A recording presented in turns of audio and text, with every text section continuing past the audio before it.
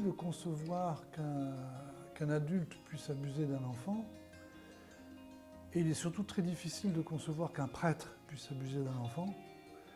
Et que quand ça se passe, la plupart des gens, une fois arrivés adultes, ne veulent plus tellement entendre parler de la religion et de toutes ces conneries, entre guillemets.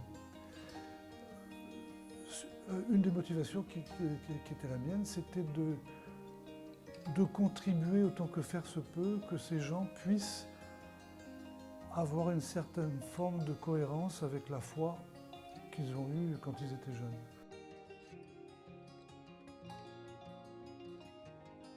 Je pense que rencontrer les gens, le dialogue singulier, c'est bien ce qu'il est, c'est un dialogue singulier. Et souvent j'ai demandé aux gens, est-ce que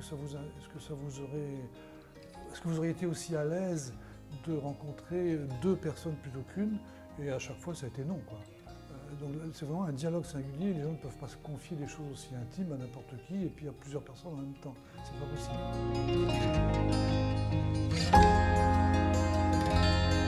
La commission a le rôle de dire aux gens qui sont en présence de jeunes, alors les scouts, les catéchistes, les séminaires également, c'est-à-dire la formation des prêtres, le danger que représente d'avoir une position de puissance vis-à-vis de gens qui sont finalement, dont on peut tout faire, il suffit de leur dire les choses, voilà.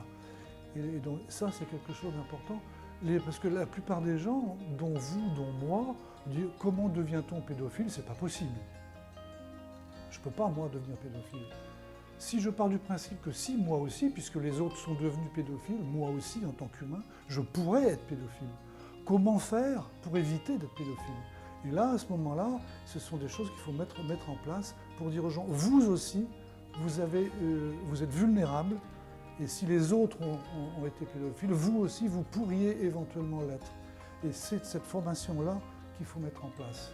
Alors maintenant, est-ce qu'il faut des médecins? Est-ce qu'il faut des psychiatres? Est-ce qu'il faut des psychologues? Est-ce qu'il faut des abusés? Est-ce qu'il faut des chrétiens? Est-ce qu'il faut des athées? Est-ce qu'il faut des... Bref, tout le monde devrait être amené à se retrouver pour mettre la tête sur la table en disant qu'est-ce qu'on peut faire pour que ces questions soient posées et que les gens prennent conscience qu'eux aussi pourraient être. Et à partir de ce moment-là, on peut faire un bon travail certainement.